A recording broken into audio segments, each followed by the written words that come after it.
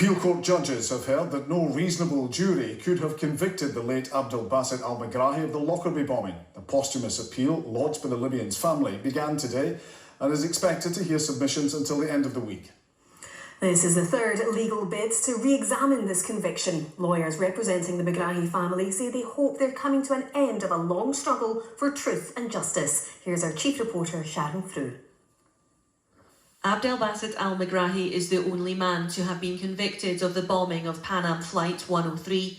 The former Libyan intelligence officer died 8 years after being released from Greenock Prison on compassionate grounds. His family continued efforts to secure the appeal he had abandoned ahead of his return to Libya.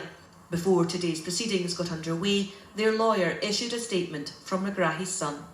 Ali spent most of his time next to his father, and he says that until his dying breath, he maintained his innocence. The Megrahis regard their father as the 271st victim of the Lockerbie terrorist attack. For my team, it has been 6 long years, but for the families we represent, finally there is hope that we are coming to the end of a very long journey.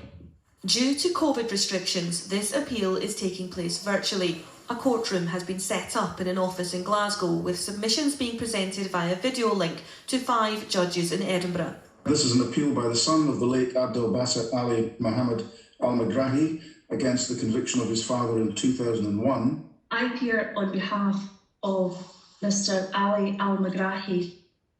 It was agreed at the original trial the cause of the explosion was an improvised device in a cassette player. It was in a suitcase with items of clothing bought from a shop in Malta owned by Tony Gauci. Today's submissions centred on the evidence given by the Maltese shopkeeper. Claire Mitchell QC, representing the Megrahi family, said there were questions over Mr Gauci's identification of the Libyan as the buyer of the items and the date of purchase.